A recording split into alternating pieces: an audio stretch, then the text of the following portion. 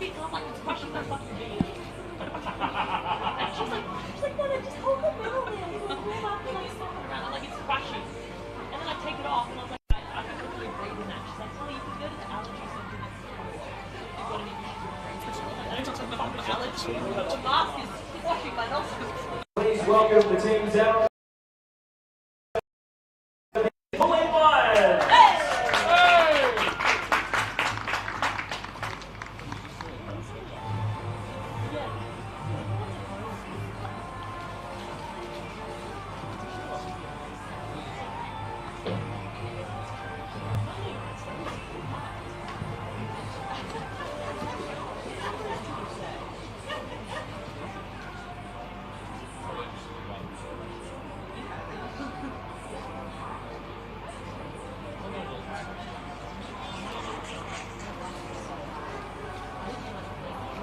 Welcome, ladies and gentlemen, to the VIC Club here in Melbourne's East for the last game of this NPLW Victoria round. We've already seen some big results, some big scores thus far, some upsets as you would term them as well, and tonight we will watch on as Bayside United try to pull off what many would perhaps consider impossible.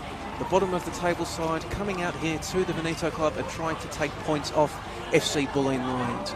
Thank you for joining us wherever you happen to be, in Melbourne, Victoria, Australia, or indeed around the world on the NPL Victoria YouTube page or the NPLW Victoria Facebook page. My name is Joey Lynch, to take through all the play-by-play for the action tonight, and it is my absolute great pleasure to be joined by Teo Pellizzeri on co-coms. Teo, welcome to the broadcast.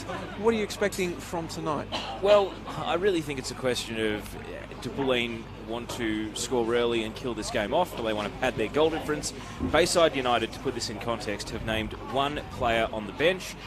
Their 19s, if anything, are worse hit than the seniors. The 19s have had players stuck in New South Wales. They've also had to give a number of players to the seniors in order to fill the senior 11 tonight. So they're injury hit. They've had players leave before the registration deadline. Even at full strength, Bayside would be a 2 to 3 goal, if not a 4 goal underdog. Really, it's a question of can Bulleen execute and will they show mercy? I hate to say it at the start of the broadcast, Joey, but this is as lopsided a contest as you're going to get this season. Arguably, it's as lopsided a contest as we had in the NPLW in previous years when Southern United were with us. Indeed, it is somewhat of a daunting task for Bayside United coming into this game. FC Bulleen Lions haven't lost in 7 weeks. Their 6-game winning run snapped last week against Calder United, but even when they were drawing against Calder, at least their second half was highly impressive, going down 3-0 in the first half before storming back to force a 3-3 draw last week for Bayside. Really just continuing on with the theme, unfortunately, a 4-0 losers against Heidelberg United in Steph Galea's 100th game in yellow and black. She celebrated that with a free kick, but I guess on the positive side, it wasn't as bad as the week prior to that when they'd lost 10-0 against top of the table South Melbourne. So as we see the two sides breaking their huddles and getting set to kick us off, we'll take you through the teams briefly. For the hosts, wearing their traditional maroon, kicking from right to left of your screen for the first half. In goal, number 1, Gabby Garton, and in front of her, 2, Tessa Serniel, 4, Claudia Frascalzo, 6, Paige Zoyce, 8, Alana Byrne, 12, Tiffany Eliadis, 13, Alana Janchevsky, 16, Grace Taranto, 19, TJ Vlanic, number 20, the captain, Kayla Morrison, and 22, Emily Dolzen. As Bulleen kick us off here, and that one will sail out of bounds for a Bayside throw-in. So the team with the throw-in, starting in goal, a former Bulleen player, number 1, Lauren Ferrugia, number 2, Molly Burke, 6, Grace Norbury, 7, Christy Shearing, 11, Molly May Ramsey, 16, Sienna Fogarty, number 17, Natasha Rieri, number 24, Coco Parker, 28, Hayley Porter, 31, Jasmine Kane Edwards, number 36, Gemma Beninka. So, as we see, a couple of injured players absent for FC Bulleen Lions. Alex Natoli injured her ankle in the first half against Calder the other week, so she is being replaced in the Bulleen back four by Claudia Frascalzo, dropping in there next to Kayla Morrison, and Leah Privatelli suffering that scary looking injury with what proved to be the final touch of the game, the ball hitting her in the neck, and also suffering a concussion, but so she has been replaced in the starting 11. But good news on that front. The Bulleen staff told me that Leah is on the mend and doing okay. Good to hear, yeah. It wasn't a good note to end what was an otherwise ripping game, the 3-3 draw between Bulleen and Calder last week. I'll leave you with Kirsty Shearing here. And Shearing trying to hustle and bustle her way through, but snuffed out by Bulleen, and perhaps a chance to get going quickly in transition. Eliadis running at the Bayside defence, has Vlanic on her left, but the ball for Vlanic will just be slightly overhit. So the one significant in for Bayside, Grace Norbury's come back from Alabama State, where she was in college in the United States. Look, she was just an NPLW player when she was here, so good on her for trying to raise her game and push on by going to college in America. A lot of players tried. A lot of players don't necessarily. A bit of a meat grind at the US college system, but from all accounts, Grace Norbury has had a good experience over there. She's playing central midfield for Bayside tonight. I'm intrigued as to how she goes. Put it this way, I don't think she's going to be able to dictate the tempo of the game against this Bulleen team, but hopefully she can provide a bit of stern resistance against Bulleen looking to play through the middle. Now getting on the ball, Byrne, mid-season addition to Bulleen, crossing over from Calder United. An important role in that draw against her former side last week. Morrison displays the ball forward into Zoyce, who enters this game on a bit of a hot streak, 2 goals in her last 2. Including what I believe was an 89th minute equaliser with the free kick last week. Just hammered the ball into the roof of the net. Somewhat perplexing free kick given away by Deloste there. The rarely called holding on to the ball too long as Vlanic gives chase and will keep this one in, delivered into the middle, but just the proper connection not there from Tessa Sauniol in somewhat of a rare start these days for Sauniol. Yeah, and left foot definitely not her strong foot, so she would have loved to have started with a goal there, but just scooped it. The technique not quite there, of course. Joey, do you want to know the fun stat about Tessa Sauniol's W League career? I love fun stats. She completed 100% of her passes in her one W League game, meaning that at the end of the season, which was Melbourne City's inaugural season where they went undefeated and won the league, she actually won the passing averages for that campaign. So forget about Kim Little and Jen Beattie and Lisa Devanna. The best passer by average was Tessa Sauniol. And you can never take that away from her. You can never take that. Well, hey, one W League appearance is a lot more than thousands of players around the country, so you cannot take that away from her. Well, that is a poor back pass, and Cels Ferrugia into a bit of trouble. Had Eliadis charging. Not many. I can think of a few players who'd probably want charging at you more than Tiffany Eliadis. Especially because she's so dynamic. She has this great vertical leap, and again, I talk about this almost every women's game I do. So few players are good in the air in women's football, full stop, from international all the way down to grassroots. So a player like Tiff Eliadis becomes an asset because she is significantly above average in the air. Speak of the devil, Eliadis on the ball. Play it into the middle of the field. Zoyce puts it out wide. However, be intercepted by Porter. She'll play it upfield, looking for Coco Parker.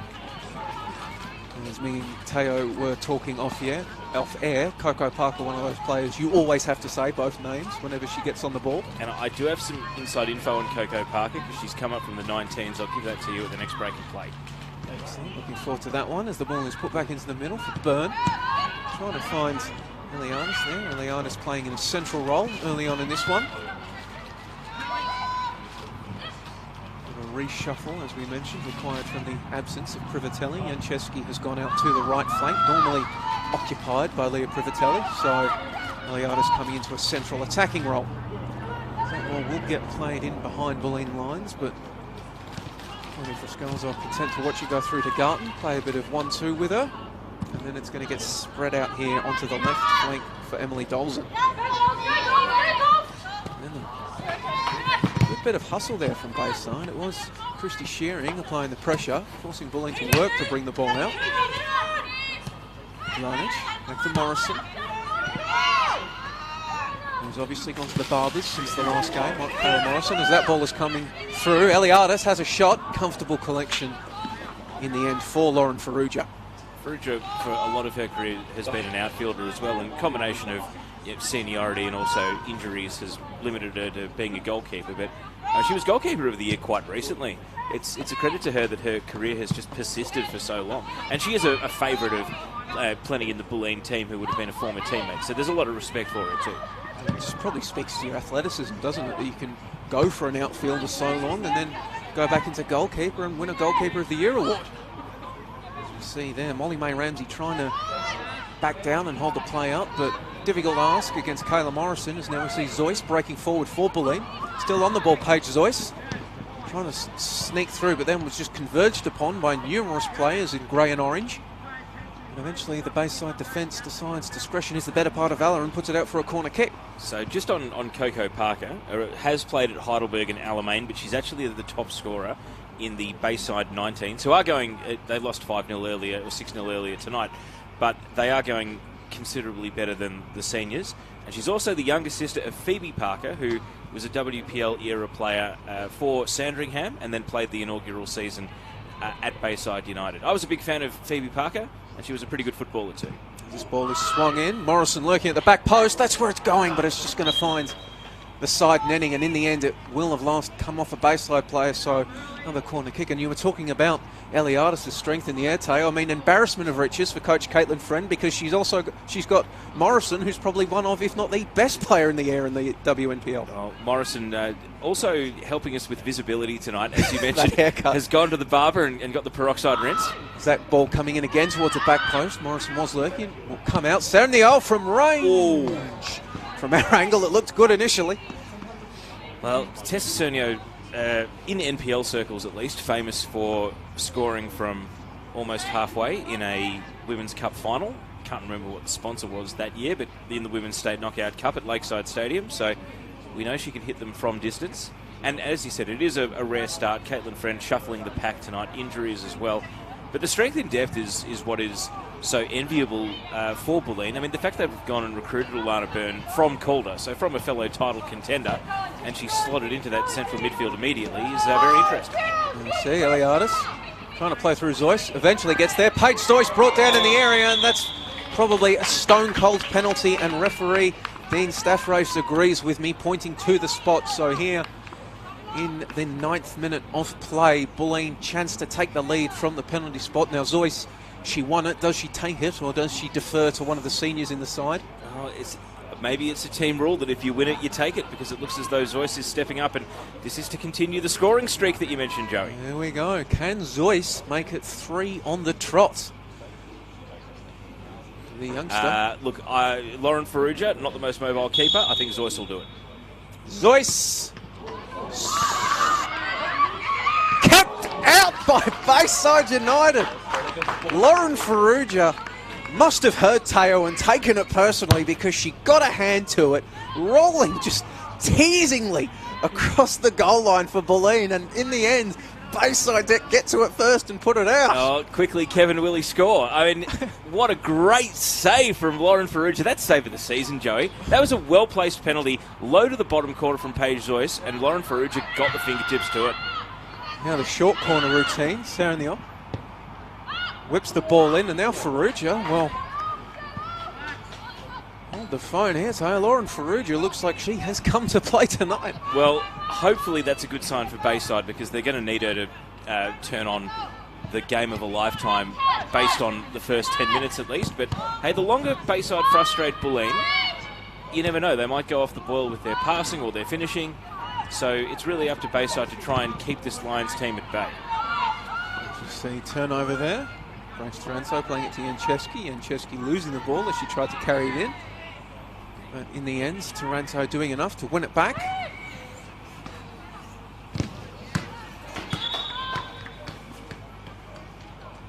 There will be a throw-in over there on that right flank for FC Bulleen Lions, who, coming into this game, do know how to score. 29 goals so far on the season. Believe that does.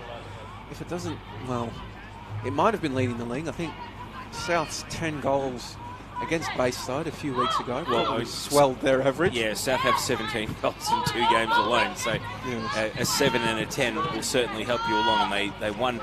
I actually found it alarmingly comfortably 7-0 against Heidelberg yesterday, as there's some space here for Dolzan. Dolzan, can she keep it in? No, she can't. No.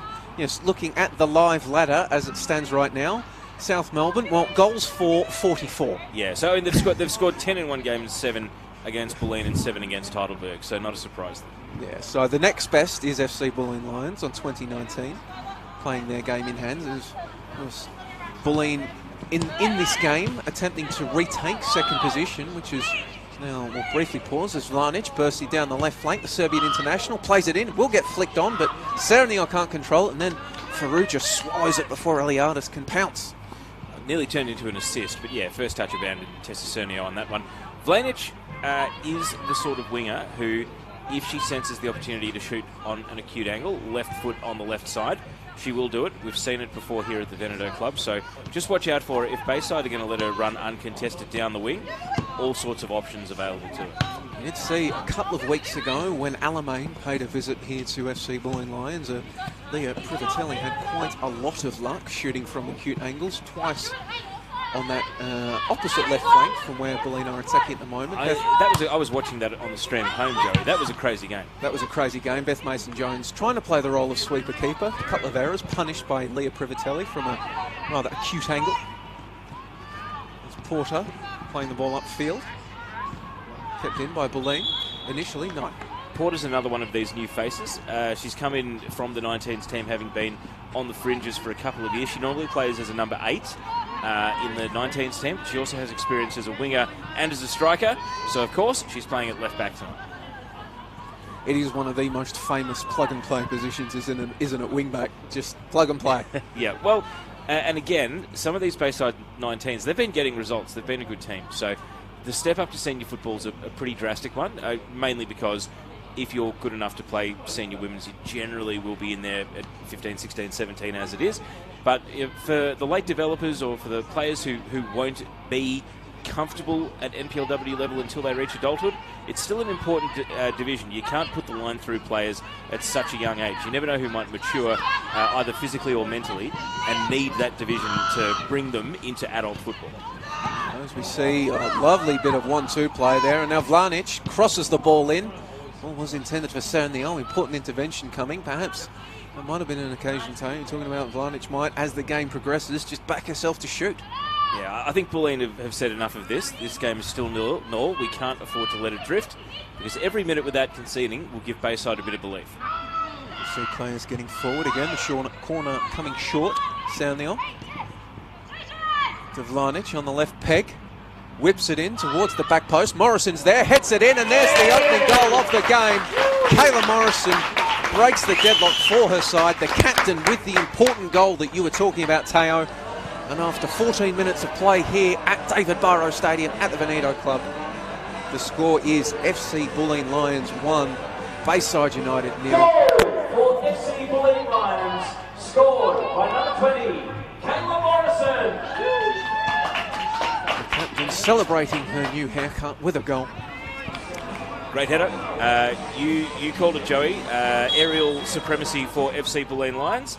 And good delivery, good header, and it's the sort of goal you don't see very often at NPL level. And that's what happens when you have an asset like Kayla Morrison, who just has a broader skill set than many of the other players. Indeed, as we saw when she was finally given a shot in the W League this past season, her American passport working against her for so long until, lo and behold, COVID shuts the borders. Jeff Hopkins has a couple of free foreign slots opening up. Come on down, Kayla Morrison, and if you don't mind, be named a PFA Team of the Season member and win a championship in your first season in the W League. I mean, is it a fait accompli that she's back at Victory next season, or is there actually competition internally within Australia to try and prize her away? I mean, she's that good a player. She's that good a player. It's certainly, I would say, fait accompli she'll be in the W League. Yeah, I mean, in a position where teams traditionally bring in foreigners anyway because of the lack of available Australian centre-backs. One would think that it would be high on the priority list for Jeff Hopkins, and having interviewed Kayla Morrison before the grand final, she certainly, well, at least in that conversation, came across as having a sense of loyalty towards Victory for finally giving her the chance. Of course, she was a train-on player with Melbourne City for a number of years, but as we'll just briefly pause, as Coco Parker tried to chase that loose ball down, but the aforementioned Morrison just seeing it out. Yeah, I mean, Morrison. It's one of these things that you and I, because we follow the NPL, we knew it, and we'd sit watching the W League and see NWSL players come out to Australia for a beach holiday, and we'd be left. Really, I think the stigma was attached to foreign players in the NPL because maybe being under the coach's nose, you've got more chances to go and watch them and more chances to talk yourself out of it, whereas the allure of the foreign player coming in, there's just that level of expectation inherently that they're going to be better, and the reality is often they're not.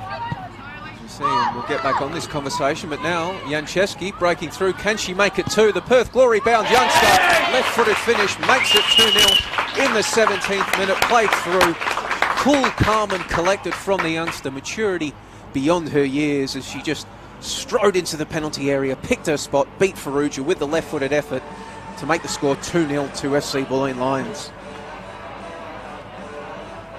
Goal for FC Bulleen Lions, scored by number 13, Amana Janczewski. Scoring FC Bulleen Lions 2, Bayside United 0.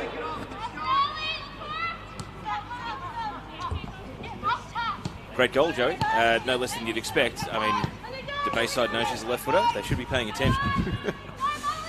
Well, that is the type of skill that has gotten her a gig in the W League for next season. Alex Aparkas certainly hasn't been slow to recruit some of the best players from the ranks of NPLW Victoria. Well, wherever Alex is watching, look forward to more of that this summer. I mean, she's just such a good player.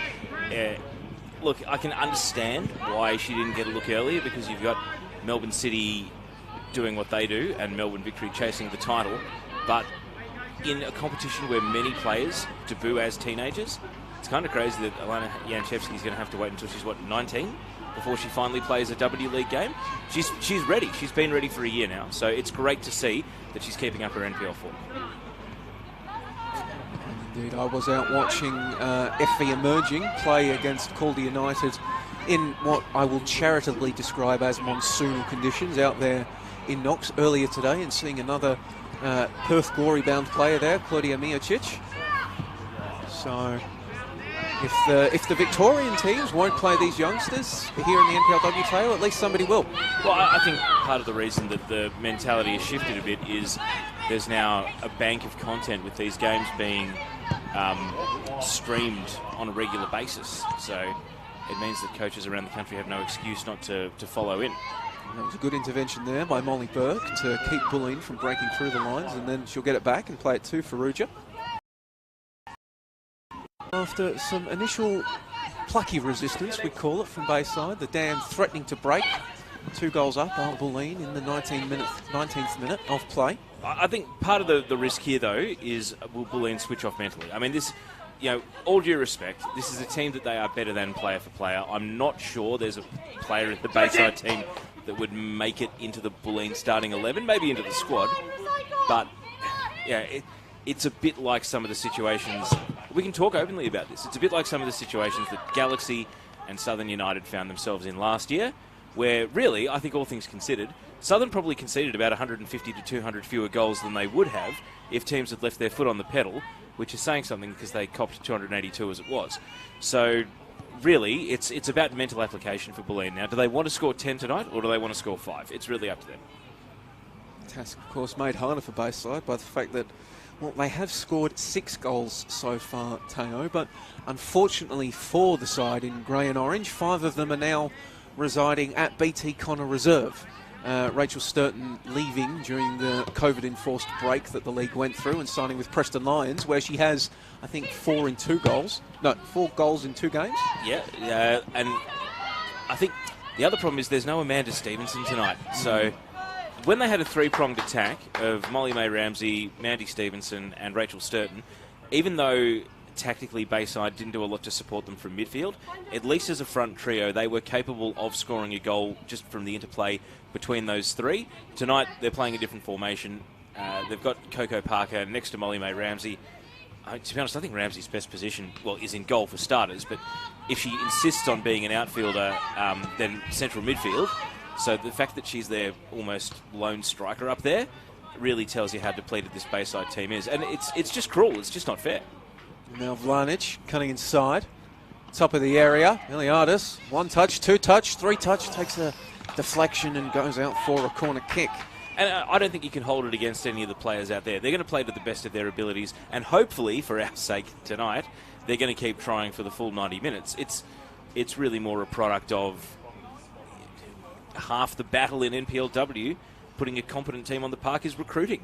If you don't recruit, you're not going to be competitive. It doesn't matter what coaching badges you have or where you play or how you set your club up. Recruiting is the only thing that makes you competitive.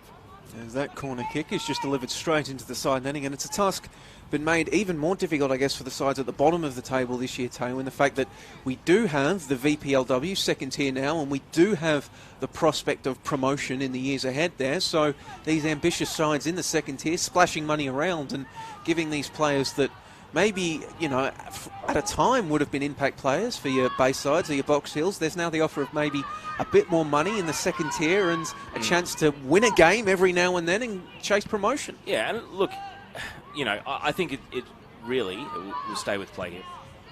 Now there's Zoyce on the ball. Probably eager to make up for her penalty miss, even though one has to say it was more of a Faruja save than a Zoyce miss. Yeah, they've got a nice highlight, if nothing else, Bayside, even though they've not created a great deal in attack. Part of the problem is when you close the door on teams getting relegated for 5 years, I'm sure when they set the league up, people would have thought that in year 5, juniors who started in under 12s or had played under 14s in the initial NPLW would now be in the seniors. And it's just not the case. It's not the case at Alamein. It's not the case at Bayside. It is the case at Calder. Credit to them. They're the one team that's done the NPL system quite well. But this Bayside team... You just pause that thought, Tayo, as Vlanic on the ball. TJ Vlanic falls over as she delivers it, and in the end, made the task too difficult for Elianis as it's collected by Faruja.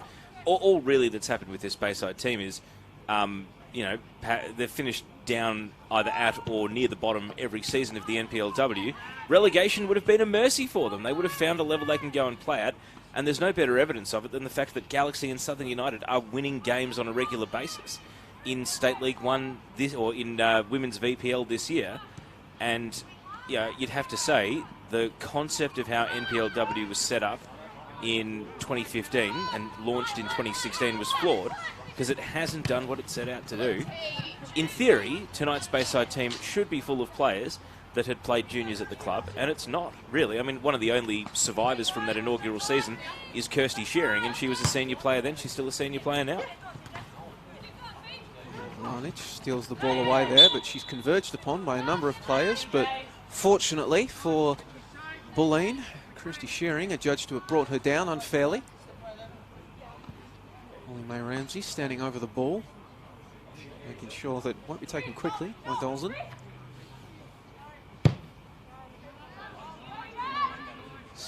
Play being switched from left to right. Taranto plays it forward to Janchevsky on the turn. Alana Janchevsky can look up. Can she find a teammate in the middle? Rides one challenge. All deflected away. Top of the area. Zoyce blocked away there. Important intervention by Shearing. And there will be no breaking in transition as Grace Taranto getting back to defend. And then back to Morrison. Byrne. Twisting and turning, getting herself around Grace Norbury. Sernion, stolen away from her. Nice little turn inside there from Molly Burke. And alas for Bayside, Molly May Ramsey's touch lets her down a bit, and Bulleen take it away. But even then, though, you see Ramsey coming deep to win the ball, and that is the instinct of her better outfield position, which is central midfield, and then she looks up and there's no one to pass to. Vlanic brings the ball in, killed down by Elianis, but not letting her get away with it was Sienna Fogarty. Puts the ball out, and Sienna Fogarty, of course, now with Rachel Sturton at Preston Lions. Sienna Fogarty, the only player out there for Bayside United with a league goal so far this season. And I mean, it's just a, you know, I don't think a comparison to Southern United is unfair when that's the case. Now, this set piece, who is taking the responsibility of marking Kayla Morrison? She scored one header at a corner. No one is standing next to her now. Well, in the end, Tayo, nobody needs to as it short and comes off. But then Sernion, she's going to get bundled over in the penalty area. And perhaps if this is a Calder United playing against Bulleen, that's a penalty. But against Bayside, maybe not. A tough one. Trust the referee's call. Tough. You could, if that had been given as a penalty, I wouldn't have disagreed with it. Well, Tayo going into referee Dean Staffrace's good books, me and his bad books thus far for disagreeing with him. Yeah, we'll see how that shakes out. I mean, This, all things considered, this should not be a difficult game to referee. Oh, Garton leaves it behind, sells herself into trouble. She has to, in the end, turn Coco Parker. Wow. Ooh, I didn't know Liam Reddy was making a guest appearance tonight in goal for Bulleen, but Gabby Garton. Look, that sort of lairising is... Now we get into territory of, are Bulleen mentally switched on? Are they taking it seriously? Because under normal circumstances, Gabby Garton just doesn't take that touch. Gabby Garton talked about Kayla Morrison being in the PFA team of the season. She was joined in there by Gabby Garton. And another one of these examples of internationals that came out to play NPLW. And then, well, Gabby Garton, a bit more of a unique story in the fact that she came out to sign with Essendon Royals. The State League season's cancelled due to COVID, so she never plays a game for the Royals, but signed anyway by coach Jeff Hopkins, and then goes on to become PFA Goalkeeper of the Year. And now playing as one of the foreigners in Coach Caitlin Friend's side. Are Essendon Royals ever going to get like training compensation or a transfer fee for giving us Polly Doran and Gabby Garton? And we're talking about our Bayside United developing players in the NPLW. Essendon Royals, who the door has been closed to them getting promoted into the NPL ever since 2016, like every other club in the state leagues, they've developed a player who got called into a Matilda's talent ID camp, and they had the nous to recruit a goalkeeper who is now considered PFA Team of the Year Best 11, and rightly so. And unfortunately for them, having the door closed means that they've missed out on 5 potential years where they could have got promoted. And let's not forget, they've also developed Heidelberg coach Jono Clemente. I mean, if we are looking, the door hasn't been shut on them in the NPL system, but also have to give credit for them. One of the junior sides of Stefan Kolakowski, the Melbourne City hero. Yeah, big club in Moonee Valley, and a good club too. Excellent. And hopefully their battle to get the respect they deserve from local council with facilities as well has a happy ending. Has been written and spoken by Joey Lynch. No, I agree. I think that, Royals, they used to call this ground home, by the way, when they were in the Victorian Premier League. Reggio Calabria was out of commission. It isn't, in the state that Avondale have got it into now. And they used to play on alternating Monday nights to the Bulleen Zebras, as they were known back then. And we're only talking... Should we get the flowchart out? We need the flowchart. We're only talking about 15 years ago. But what they've done in women's football is really admirable, because one of the reasons that Polly Doran stood out is because they were playing in State 1 with a very capable women's team. And, of course, they were willing to give Polly Doran a chance at 14-15 in senior football. And Melbourne Victory, well, Cawley United were the beneficiaries of it now before she moved up to play in the New South Wales leagues. Yeah. But again, I guess New South Wales is locked down at the moment, but we talked about Alana Janchevsky and Claudia Miocic going to Perth Glory. Maybe it's a sign of how highly rated Victorian players are becoming that we've now also got Maya Markovsky and Polly Doran moving to the New South Wales NPL. Well, that was also where Kyra Cooney-Cross went to play in the off-season. Olympian. And now Olympian Kyra Cooney-Cross. Yeah. Probably, one might have to say, the brightest jewel from the NTC program in recent years, Kyra Cooney-Cross, her and Beatty Goat. Look, a lot of the NTC parents know who I am, Joey, so I'm not going to comment. There's a lot of players. There's a lot of good players who've come through. Well, I will point to the one in the Tokyo Olympic squad as my evidence thus far. Not that they haven't produced great players, but there is some form of authority that comes with being an Olympian. Game's drifting here. 2-0 after half an hour. Do Bulleen hone in now and go for the kill? Vlanic chips the ball in. Sails over the head of everybody. Will be a goal kick to Faruja.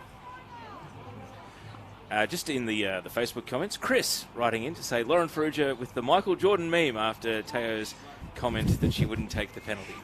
She took it personally. Hashtag took it personally. It's, well, I don't know, checks in the mail. Savour the season because of the absolute commentator's curse on that one. This is why I do play-by-play normally, Joe, and you don't have me as the expert. I mean, I do love the fact that you gave your prediction so just emphatic. seconds before the save. It was the Kevin Keegan Willie score. Just so seconds before the save, so it will be in all of the highlight packages. You saying she won't? Great point. Vlanic crosses the ball in, put out of bounds there. Important intervention by Sienna Fogarty. Good to see Paul Zarianis from Gold Leaf Creative here filming tonight. Gee, they make some good women's football content, don't they, Joey? Indeed. I was fortunate enough to have my voice included in one of the productions they did for Bulleen's 3-0 win over Cooley United when they came out and really blew the defending champions out of the water in the second half. Yeah. That was a great... they were excellent that night, and just tactically they got it so spot on too. As we see now, another corner kick being delivered in. Pack forms will sneak through everybody. Kayla Morrison giving chase. We'll watch the ball go out, but it will be a throw into her side. So 32 minutes gone in this one. Score remains FC Bulleen Lions 2, Bayside United 0.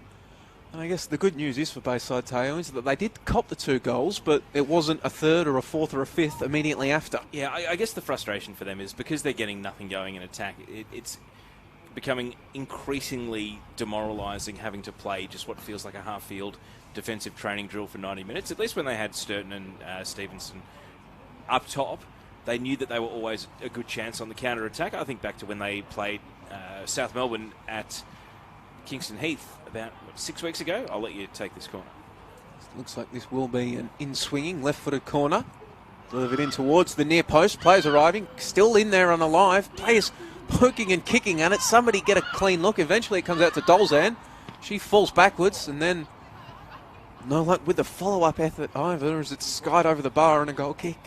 Paige Zoy's pretty determined to get a goal tonight, I imagine, after that penalty save.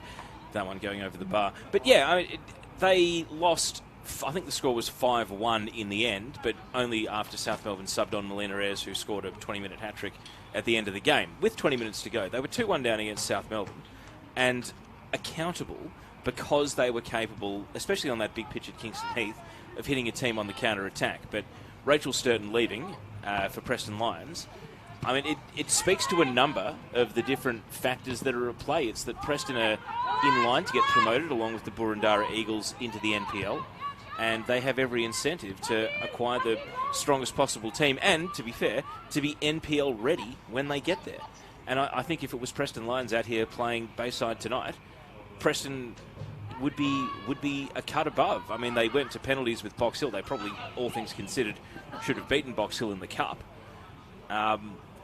So, yeah, can you really blame a team in a lower division for getting their squad ready for promotion potentially next year so that they are competitive from minute one? Absolutely cannot. And of course, I'm just thinking back, I mean, Bayside, we have seen some signs of them. It was only a few weeks ago that they lost 3-0 against Bulleen as well, but in that game, it was 1-0 heading into injury time. I think the other thing is, historically, Bulleen have had major issues going down to Kingston Heath. It has been a ground that they haven't played particularly well in terms of win, draw, loss. So, Veneto Club is another story. Indeed, Fortress Veneto have to contend not only with Bulleen, but the artificial service, which takes a few minutes worth of getting used to. The thing that intrigues me about Bulleen tonight is no Alex Natoli, and they're going with Claudia Friscalzo as a centre-back. Stay with Vlanich. Vlanich, she's been dangerous up and down the wing. Hasn't really threatened goal yet. More looking to serve as a facilitator, which she does again.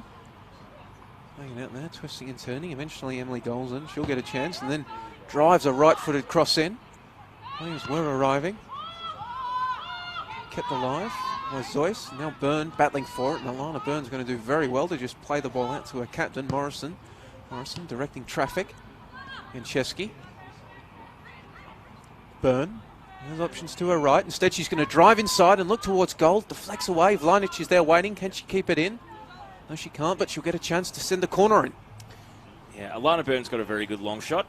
We've seen it in the NPLW before, especially on some of those windy days, which can be tricky for goalkeepers out at Keilor Park. So watch out for her from distance if they leave her with space. And one of my, memories of Alana Byrne is her. Friscalzo falls over there, attempting to deliver it in, and perhaps maybe is this a chance for Bayside to get out and transition. Coco Parker just slowing the play down, and then Bulleen getting back in numbers, and then it's get looped forward in the direction of Molly May Ramsey, but Kayla Morrison, well, nothing subtle about it, but just hoofing it out. See, but that's a 2-on-1. I mean, they were breaking into half the field in a 2-on-1, and Coco Parker just a young, inexperienced player that didn't identify, that's when you break for goal. You have the confidence. You don't wait for teammates to support. You're through. You're in. She just needed to back whatever speed she does have and just keep attacking. That ball's going to sneak its way through. Beninka giving chase. Can't keep it in though, and it will be a Bulleen throw-in. I forgot the train of thought I was on before that passage of play broke out there. Oh, yes. If Alex Natoli is out for mid-range or even long-range, Claudia Friscalzo surely isn't the answer at centre-back. Should Bulleen think about trying Grace Taranto there, because she's taller and a bit more athletic than Friscalzo, who traditionally is a fullback? If they're playing against South Melbourne, Calder, one of the other top teams, or in a high-stakes situation like these Cup quarterfinals that are coming up, is Friscalzo the player they have to roll with if injuries and absentees necessitate it, or could...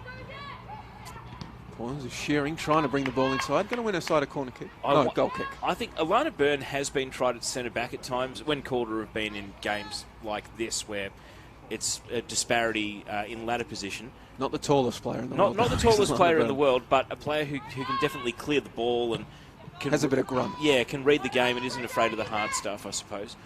I just wonder if they don't have access to Natoli for a while, who they're going to go with at centre-back in a high-stakes situation.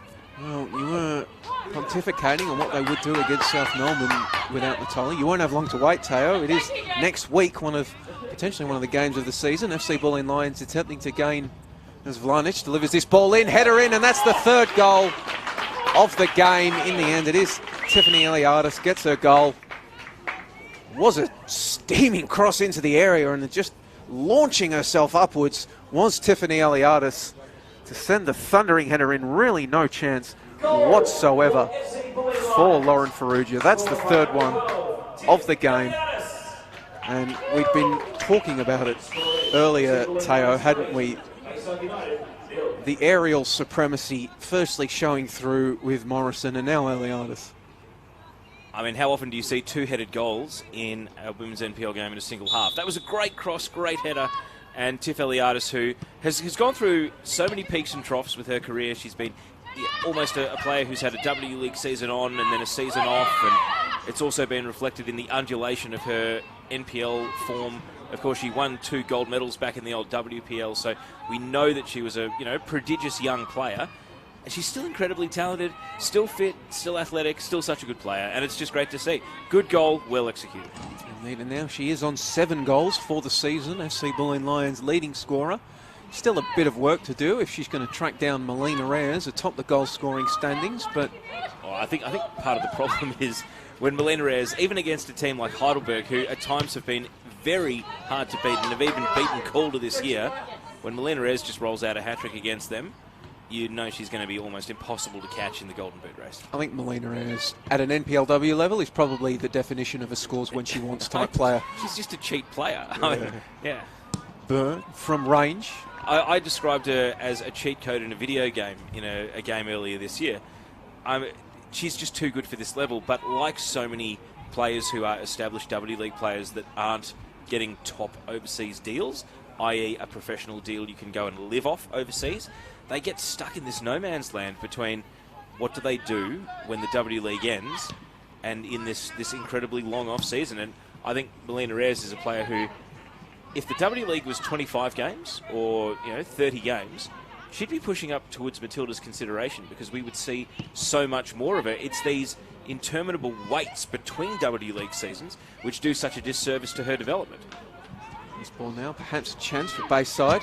The Eddie trying to find an avenue through, can't do so. Kept alive though. Bayside coming again, getting out to Shearing. Playing that ball through. Coco Parker just can't keep it in though. Morrison getting across. Again, and this will come with experience, Coco Parker showed way too much respect to Kayla Morrison there by just backing off and letting Kayla Morrison shield the ball out of play. Where's the physical presence to make Kayla Morrison think, oh, hang on, I actually have to defend this attacker? But, I mean, this will come with time. I'm sure the coaches will be telling her that over the course of the rest of the season. Eliadis can't quite control the ball there. First Cernier to play it back to Morrison. Just knocking the ball around a little bit, trying to find an avenue forward. Janczewski, Vlanic screaming for it on the left, and that's where the ball is going. Vlanic has to go back and get it. Melbourne City left winger. Now gives Janczewski something to chase, but in doing so, she found her teammate in an offside position. In the second half, I know we're getting closer to half-time, but we might look at the scores from other games and look ahead to the cup ties. We might even just take a peek at what's going on in the Victorian Women's Premier League with some of the results there as well. Indeed, it is entertaining battle there in the VPL. I mean, I can give the viewers a hint. Burundara are a pretty good side, but maybe keep you in suspense for everything else now as Bulleen trying to get something going late in this first half. 42nd minute here. Eliadis just lets the ball scoot under her boot, and it's collected by Farrugia. Bayside they've arrested the territorial discrepancy to an extent, in that they are starting to spend a bit more time in the midfield third, but it's still not really turning into a killer pass, a shot on goal, or anything like that just yet. Maybe they can here. Shearing did well there to get the ball through the midfield and then played out to Porter on the left, but alas for Bayside, in the end it ends up in the hands of Gabby Garton. A rare touch for Gabby Garton tonight.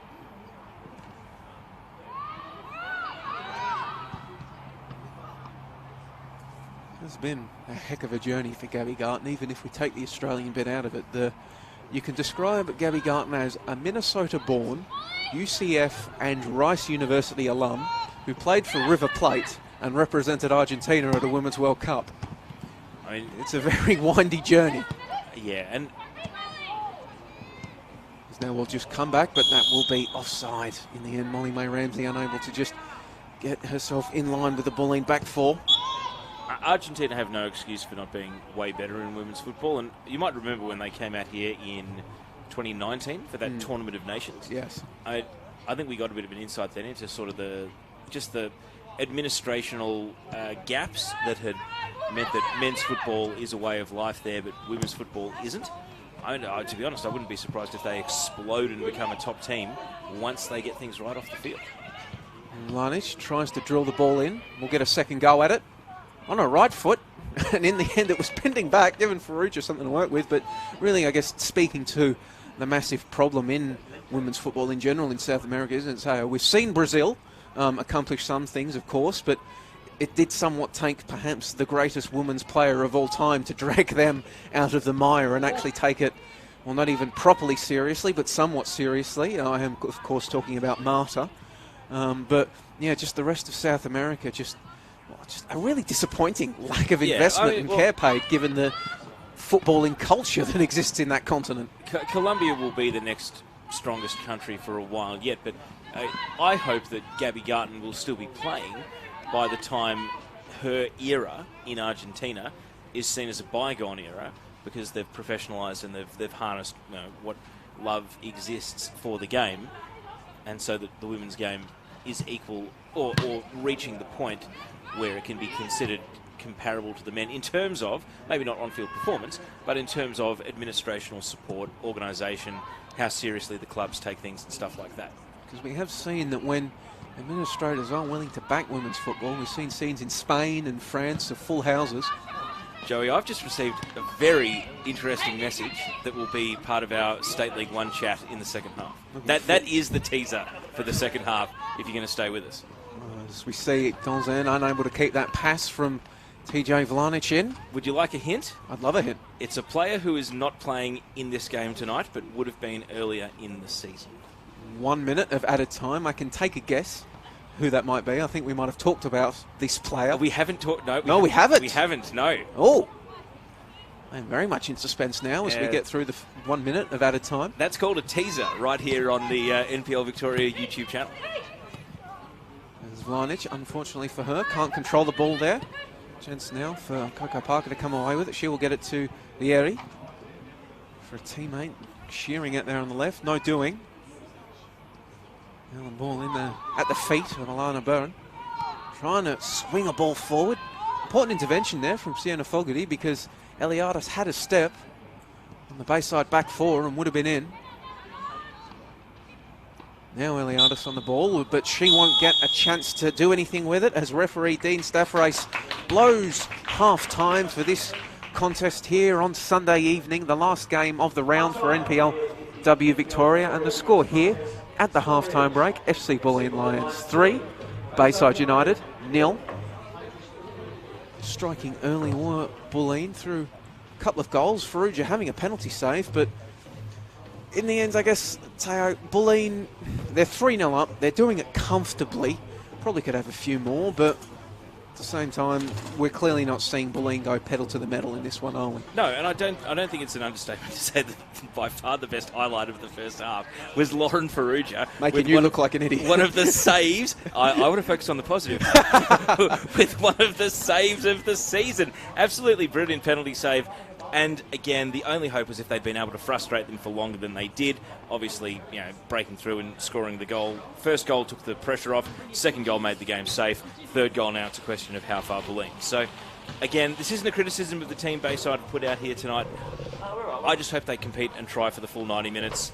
But the eye test speaks for itself. It's a game that doesn't need analysis at this point. There you go, the thoughts of Teo Palazzari taking us into the half-time break. I've been Jory Lynch taking you through the play-by-play. You'll have the countdown clock for company throughout the second half break. Be sure to join us for the second half of the NPL Victoria YouTube page and the NPLW Victoria Facebook page. But for now, half-time score, Bulleen 3, Bayside 0.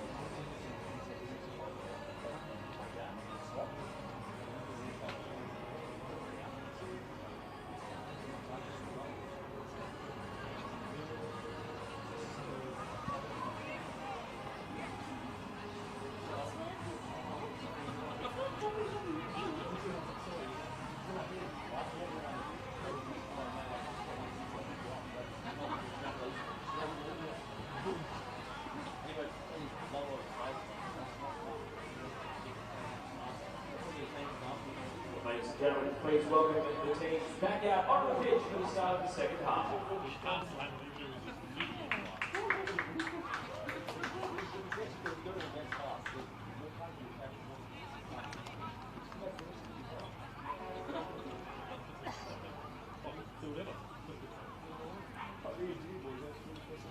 Welcome back, ladies and gentlemen, to the Veneto Club out here in Melbourne's East for the second half of the final game of this NPLW Victoria round. If you are just joining us, the scores here at David Byroe Stadium: FC Bulleen Lions 3, Bayside United 0. It's really been a game where it's pretty clearly probably in keeping with pre-game expectations. The question really not so much who will win, it's just how much will Bulleen win by. The first half stats: 11 shots to 1 for the hosts Bulleen, 6 on target to 1, 9 corners to 0. So really, and we don't have the possession stats here for the NPLW, but Bulleen controlling the majority of play as well as Bayside get us going in the second half. Early touch for Hayley Porter, but Teo, I mean, I know what we can expect in the second half is a long effort from Zoyce. Missed a penalty in the opening stanza, wanting her goal. But Teo, if you are the Bayside coaching staff, what goals are you setting your side? Well, I think the goals have to be off field. I'm looking at the team sheet here, and I'm thinking who's on the bench that can come on. Do they have young players they can give minutes to in a development sense? They've only named one sub, Joey. Number 18, Talia Riley. I'm just going to throw this out there as a rhetorical question. What's going on at Bayside that they can't twist the arm of 4 of the players that played in the 19s to at least sit on the bench in case of emergency? So for starters, for instance, if Lauren Ferrugia gets sent off or gets injured, they've got to put an outfielder in goal. Fair enough, that happens. But what if 2 players roll an ankle? What if players are absolutely exhausted and are down to walking pace? Are they going to make 1 sub and then finish the game with 10 and then 9? I'm bewildered that an NPL club, the top division, can't find 4 people to sit on the bench. It blows my mind, and I actually think it's disrespectful to the league, and it's actually a cry for help, if anything. It's saying, head office, give us a call, we need you to intervene if you can only name 1 person on the bench for a senior match. We see Bulleen trying to add to their lead. Well, as if I might ask you now, Teo, put yourselves in the shoes of Caitlin Friend. What do you want to see from Bulleen in this half? Do you want to see them pad the goal difference? What's the goal? Well, they might get the chance right here. No.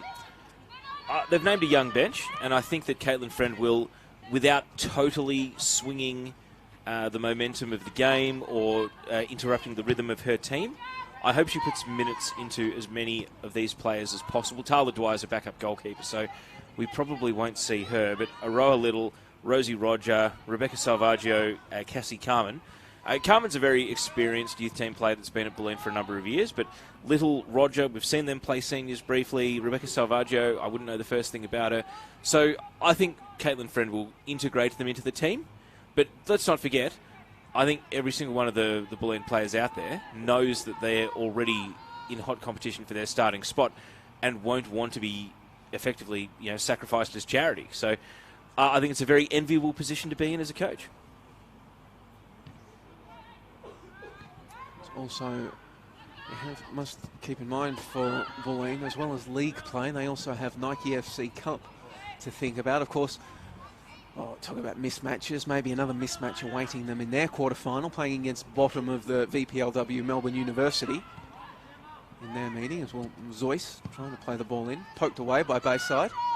Perhaps now is the moment of transition on. No, it is not, because Morrison getting in with the intervention. Flick done by Janczewski.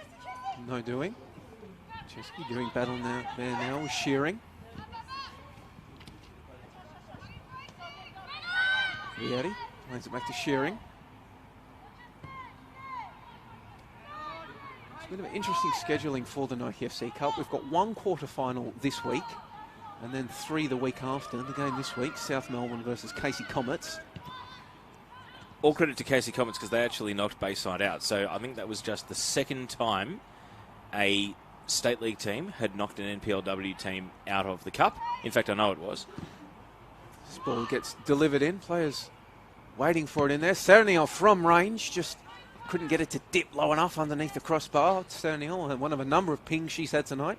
And Casey Comets are a club that used to be in the old WPL. They've got a proud history of developing players and coaches too. Ian Williamson, let's not forget.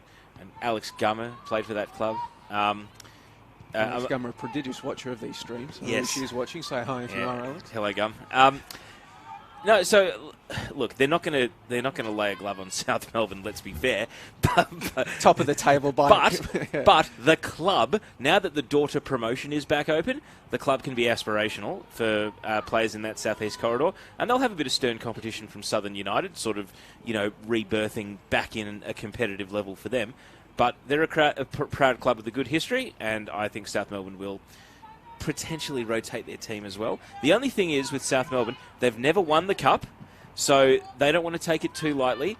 It's the one significant piece of women's football silverware, other than the W League trophy, obviously, that is missing from the trophy cabinet. So I think South will set themselves for that, and South will set themselves to be competitive against whoever they draw in the semi-finals. And I feel, Joey, that we might be about to, unless the game arrests us, we are about to talk about these cup quarterfinals that are coming up. Indeed, it should be a good one. As mentioned, Hellas facing Casey Comets in the first one. Of course, one might think relatively simple matter for South Melbourne, but magic of the cup, you never know. Are they at home? I believe it is a South Melbourne home game. Yeah, so no, that makes it, even the unpredictability of having to go out to Cranbourne and play at Comets Stadium's taken off the table then. So look, South Melbourne will win. But Casey Comets are a team that I hope will be back in the top flight of Victorian women's football one day, because they've already done so much for the game. And then as we see Zoyce trying to connect with Serniel, picked out there in the end by Shearing. Turning inside is Christy Shearing, trying to play it up, but Morrison is waiting for it. Plays it to Taranto. And then, well, perhaps that's a sign of the comfort levels of Bulleen that Grace Taranto from upwards of 30, 35 yards out decides to have a ping. Some of the other games on the agenda. So we've got South Casey this week, and then the week after, the one all-NPL quarterfinal. Calder United playing host to Alamein. Gee, Alamein's form is not great. I mean, they nearly beat FE Emerging 1-0 and then were undone by that last-minute unfortunate goal that they conceded. And then, how do you reckon, Joey, that first training session was for Holly Murray when she turned up and said, "Hey guys, it's that player that scored the equaliser against you at the weekend. Happy to call you my new teammates. I've only cost you your shot at finals." To be honest, I would have walked in there with my chest high. How are you guys going? I scored on you from the halfway line. You flogs. But that's me. I'm a total peacock. But then, and we'll talk about the other results, they drew with Box Hill today. So, and not a weakened team, not a rotated or arrested team, because that cup tie is not this week. Vlanic trying to whip the ball in, takes a deflection. She had Zeus waiting in the middle and late arriving Janczewski at the far post, but it will be a corner kick. And then I'm looking at who they've got in the league between now and then. Box Hill have got Calder away. So, I mean, yeah, they're going to come in off the back of, you know, 2 unimpressive results. And if they get anything off... actually, no, scratch that. South Melbourne at home, which is also pretty difficult. So. I mean, Calder have shown a willingness to be ruthless in the Nike FC Cup as this ball is delivered in. Morrison was rising, but it just bounced off the top of her head in the end, I think. Bayside can at least boot the ball out a little bit. We'll stay with play as Tessa Serniel. Ducking and diving. I mean, Kat Smith will have a plan for Calder and for Mark Torcaso's team, but player for player, it's just a too tall an order. So I think Calder rightly starts clear favourite, Alamein clear underdog. And it's intriguing for the 1-all NPLW tie. And I think these two tend to get each other in the cup a lot. I remember when even Larissa Crummer was playing for Alamein and knocked Calder out of the cup. I think that was way back in 2016. So they do tend to meet every year. We have seen how ruthless Calder are willing to be in the cup competition. Poor Lara United coming up against Calder and losing 17-0. As that Faruja just came out off her line in a hurry. I've got news for you, Joey. Oh, I love news. They weren't ruthless. They weren't ruthless. That was, yeah. Unfortunately, it was training session intensity, and they still won 17-0. But what else we can do? What else can we do? What's the next tie? I believe so. Looking at it, we also have a matchup of, well, 2 of the more famous names in Victorian football. One, Melbourne Knights, definitely more famous for the exploits of their men's side, but Box Hill United, I mean, they are a bit down in the dumps now, Taylor, but we do have to keep in mind that the Box Hill name, admittedly a lot of it to do with Box Hill Inter, one of the most famous in Victorian women's football. And even through this, I mean, they haven't won the league title since 2010, maybe 2011, when it was the old WPL. But all through that time, they've still been a great cup team that's actually made the last 2 finals that got played. And even though it may feel like a while ago, they actually led in the 2018 finals. So they're a team that, even as their league form has steadily got worse and worse, and again, another team that's been a major beneficiary of the trapdoor to relegation being closed. Now we're going to have to see, and the Coco Parker's going to have to time a run because she was in an offside position, and in the end that ball just splayed through. And I guess that's, we're talking about the experience levels of Bayside there. A chance to break in transition, but just uncertain of themselves coming forward, and in the end, snuffed out. Yeah, and it's tough because, again, every week up until this one, that would have been the Triforce.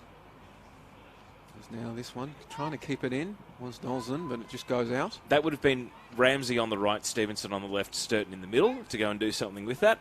And tonight it's Ramsey and Coco Parker, and it's just not the same. And never mind the fact that it's a downgrade in experience. It's a downgrade in cohesion for all the players too, because it's unfamiliar faces that don't know each other's passes and don't know each other's runs. Lots of different ways to describe 3 attackers up front. Teo goes with the Legend of Zelda reference, the Triforce. I can't tell. Well, I've got some work to do, Joe, because you already coined the Calder one. So, yes, the 3-headed dragon of Zimmerman, Beard, and Sinclair. No, so look, it's great to see Knights women's team. They've always taken very good care of their women's team and supported it regardless of what level they played at. I don't think Knights have ever been a team with burning ambition. They've been a team that's effectively taken care of their community. And you can only be full of praise for a club that does that. As we see now, another chance. Bulleen, can this one get turned in? But again, it's just too wide. And then the cross that was dragged back and kept in play, gratefully collected by Faruja. But, safe to say the Knights women's team has never been treated with the same burning desire to win the title that the men's have. It's good to see them get this far in the Cup. And Box Hill, they've been lucky with that draw because, as I said in the first half, Preston really should have knocked them out of the Cup. They're a team that historically even though they've had good cup runs, I mean, I remember I think they got taken to extra time by Muralbach, and then they won 4-2. They went to penalties against Melbourne University and beat them on penalties. They have teased with the idea of losing to a state league team almost every year that the cup's been in existence, and yet they still find ways to win. And I think it'll be exactly the same here as, unfortunately, Coco Parker is offside. But, yeah, even if they make a meal of it, they'll still progress. As we see substitutions being made for FC Bulleen Lions, will be Paige Zoyce being replaced by number 11, Aroha Little.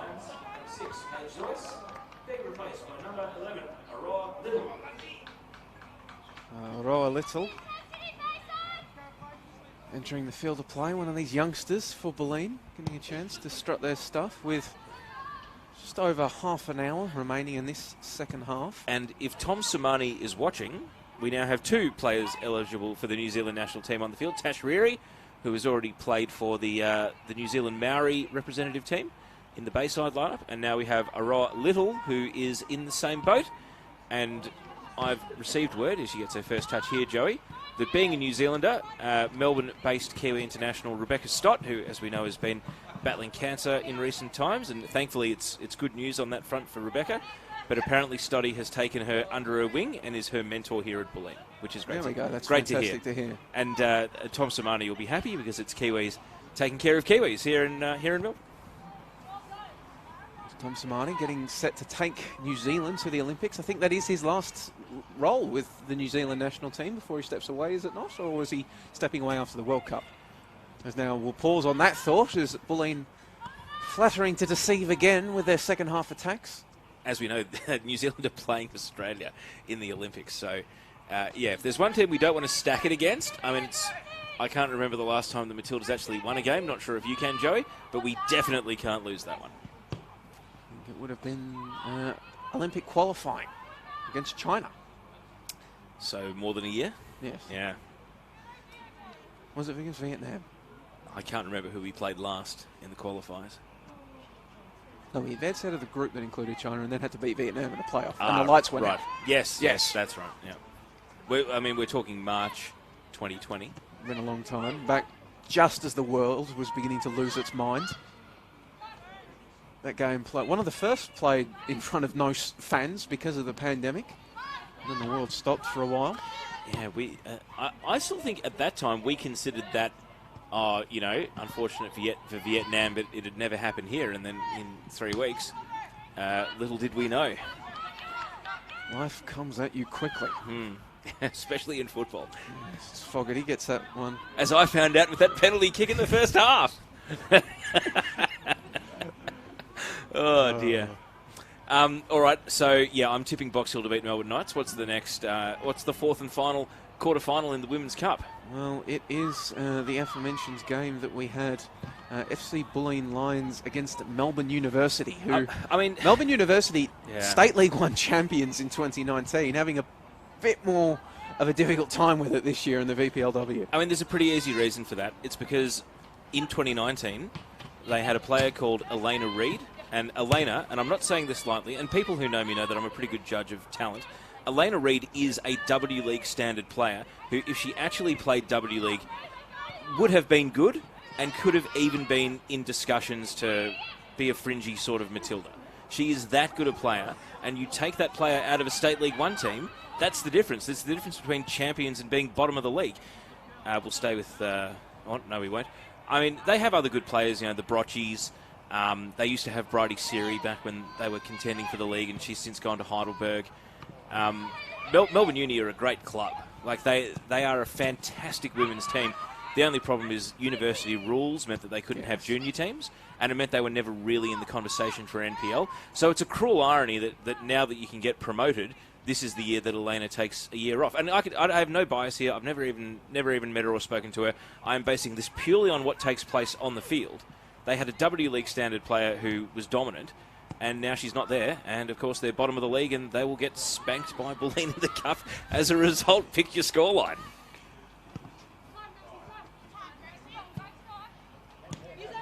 That one collected by Taranto and then played into Little in the middle of the field. Been a normative determinism there because not the tallest player in the world, put it mildly. Yeah, and she actually started, you might recall, Joey, round one, which was against South. Yeah, the buzzsaw South Melbourne performance where they were 6-0 up after half an hour. I mean, just that game was. It was really the Cat Goff masterclass, wasn't it, down the left flank in that one? But I guess in terms of getting an introduction to this is what senior football is all about, it doesn't get much more brutal than that. So Bulleen's form has obviously improved a lot, and I just hope we see her spend some time on the ball and look at home in this team here in the second half. Dolzan got the ball there from Iliadis and tried to drill it inside, was blocked away by Meninka. So approaching, well, we've gone past an hour here at the Veneto Club, approaching 65 minutes. Now might be a good time to talk about other results in the NPLW this weekend. Okay, so we did have, as Morrison, not sure if she was going to shoot there or pass it, sliced off her boot, but we had one game yesterday, Teo, and speaking of buzzsaws, it was South Melbourne. We have, talked about it a little bit, just Heidelberg running into the brick wall that is South Melbourne Hellas this year. And the highlights are up on the NPLW Facebook page if you want to see them. So I think we had a goal of the season contender, didn't we? We did. Melina Reyes scored a hat-trick, Lucy Johnson, Amy Medwin, and then they scored 2 in stoppage time just to really pile on the pain. Kat Goff and Akisha Sandhu. And the Amy Medwin goal, long shot, absolute corker. Janchevsky trying to play 1-2. Janchevsky is in, but her shot in the end directly at Farrugia. It was really put it anywhere but where she put it, and that is 4-0, but it went straight at the face of Farrugia, and perhaps out of self-preservation, Farrugia gets the paws up and puts it over the bar. Yeah, I mean, that's technique. That's one to think about for Janchevsky in training during the week.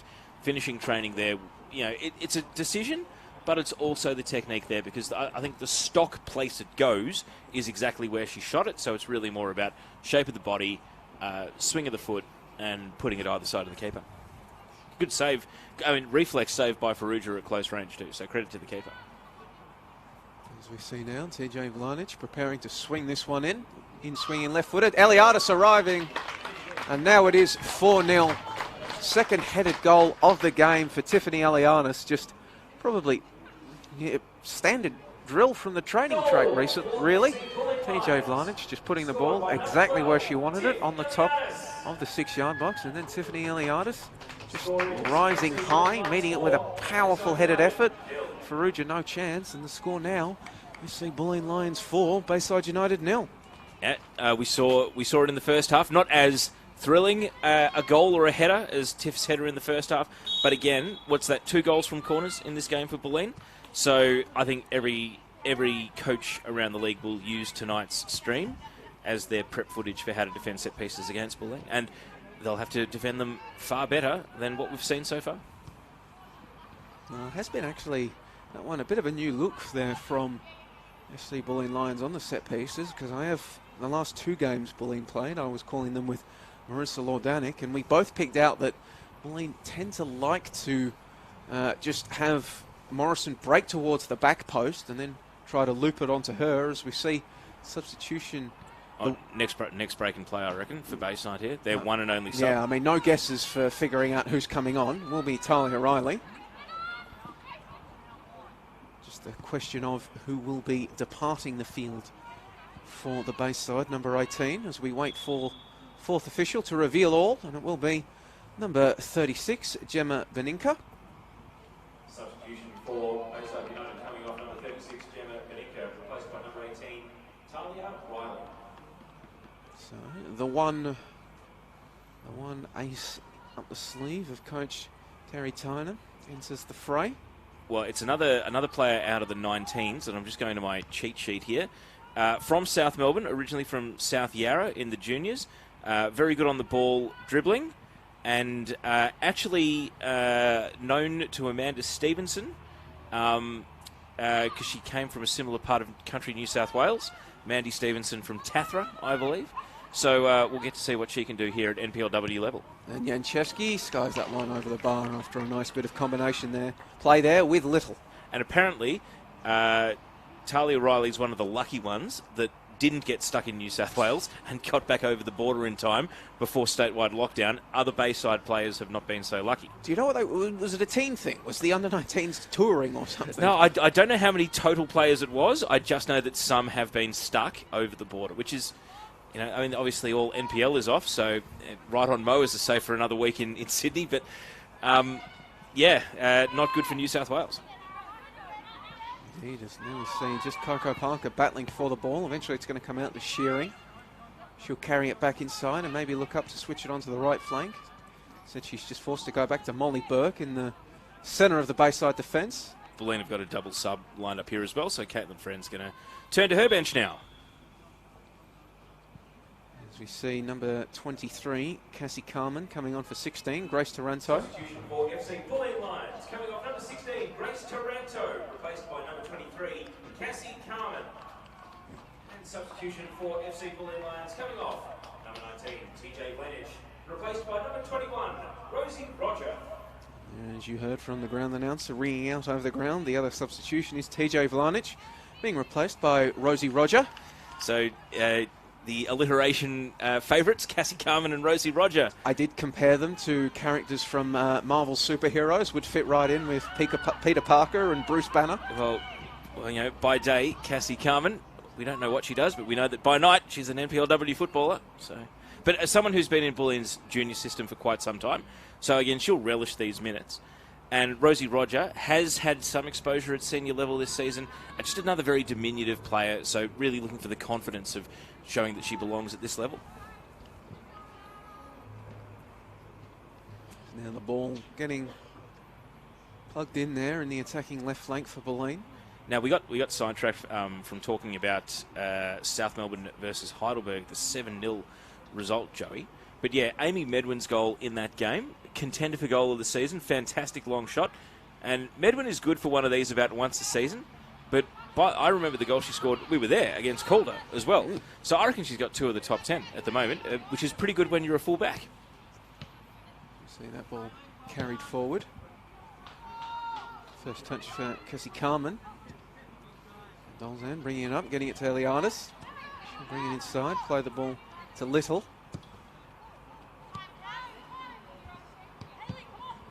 Carman loses it. And a chance maybe for Bayside to get forward. Shearing, seen most of the ball for Bayside when they have it in the midfield. And now I was about to talk about Molly May Ramsey potentially being able to cut inside, but before I could do so, the assistant's flag goes up and it will be an offside. And I think one of the reasons it got so out of hand, unfortunately for Heidelberg, is no Melissa Maisels. So Natasha Stathopoulos, the reserve keeper, came in. I mean, they pretty much had their strongest team otherwise. Taylor Schneider, Danielle Wise, Keely Lockhart. Steph Galea got sent off in the 68th minute. So 2 yellow cards. That's probably the other reason the score got so out of hand, to lose one of your team leaders and obviously a very good player. On a hat-trick is Eliadis, but that one flashed over the bar, and we were wondering if Eliadis would fill her boots tonight. He's got 2 thus far, and that is all that remains as we enter just 20 minutes to go in the 71st minute here at David Barrow Stadium. But other results, the one I was at earlier today, Teo, and what I said in the first half, absolutely drenching in whatever black magic spell has been put over Knox to have these ferocious rainstorms they have there. But it was Calder putting on their Wellington boots and coming away with a 2-0 win. Yeah, Adriana Taranto and then an Alex Sinclair penalty. But apparently, Joey, a lot more to the story as far as how FE Emerging took on the most recent champions in that game. Yeah, I definitely think FE Emerging would have been worth a goal, or maybe even 2, given the way that they played. I was especially impressed in that first half, and as it did somewhat break in the seconds as they had to chase the game more, but just the way that they were organised, the way that Coach Helen Winterburn had them set up, they were very disciplined, defensive 4-4-2. Without the ball, they moved as one, and they really, we'll briefly pause here as maybe a chance for Little to burst inside. Little cuts it back in the end unselfishly, but perhaps too unselfish because Tessa Serenil had wandered into an offside position. The finish was good, but the positioning was not. You got it in one. Too unselfish. Go yourself. She had the entire right side of the goal open to aim for there. Testacernio, of course, former captain, very strong personality in the dressing room. So, it's one of those things you see with junior players. They're so terrified of making a mistake. That yeah, take the shot. It was right there, but again, learning experience for her. That goal kick out to Kane Edwards. Eventually it goes back to Farrugia. Getting back to emerging. Was impressed with their defensive shape, and they really were frustrating Calder in that opening half. You know, the passing lanes just weren't there. They weren't able to. We do know that Calder love to get out in space behind defences and use their speed. We're really frustrated in those efforts. So just really FE emerging as you would expect from a side, whilst the age limit has been raised to 21 from 18, just still lacking a bit of grunt, a bit of lethality, just a bit of ruthlessness up front to, you know, convert some of the chances they were able to create. Yeah, I mean, it's also a sign of how far they've come. That we're talking about them like this. You know, but again, their form hasn't been as good. I mean, they nearly smashed and grabbed Alamein for all 3 points last week. Only, though, mainly due to a red card. I suspect they probably wouldn't have scored had Beth Mason-Jones not got sent off. I would say definitely. Yeah, and they've drawn a blank again here today. So they're just finishing. Of course, no Nike FC Cup to worry about for emerging. Knocked out by Calder, but now is this the moment for the breakthrough? Coco Parker, but then kind of sums up Bayside's night. Just when they actually string together and create somewhat of a threatening look, as we see Bulleen going to their bench again.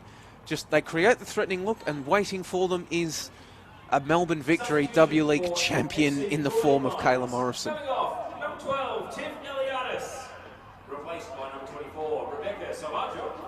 So as we hear the ground announcer once again, Salvaggio entering the fray for Eliadis. Eliadis will be forced to be content with her 2 goals.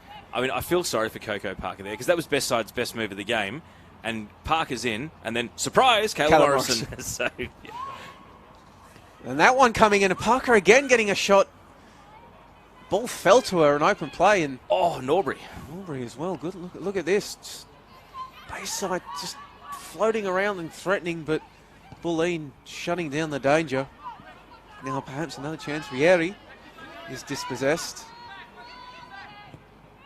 Sent back in the correct direction for Bayside by Fogarty, then looping over the top. Coco Parker is in an offside position. The offside flag has terminated every attack they've had bar one in this second half, and that is, look, it's inexperience, it's frustrating. Now, the other game was a 1-1 draw. Box Hill United, Erin Kite, as we heard from Neil Simons, the match commentator. Go check it out, 22nd minute. We've been talking about goal of the season contenders, and this one was right up there, absolute ripper. And then, to be fair, as we see Bayside on the attack, in the second half, Jennifer Lum, it won't make the top 10 goals of the year, but it's definitely in the top 20. Weaving goal in from the wing, great finish on the left foot, but only saving a draw for Alamein. So they drop points to Box Hill. I believe that is only Box Hill's 4th point of the league season. Prior to that, they'd only beaten Bayside. In week 1 of the season, a 4-2 win. Yeah, so credit to Box Hill. I mean, go and watch the goal, 22nd minute of the stream.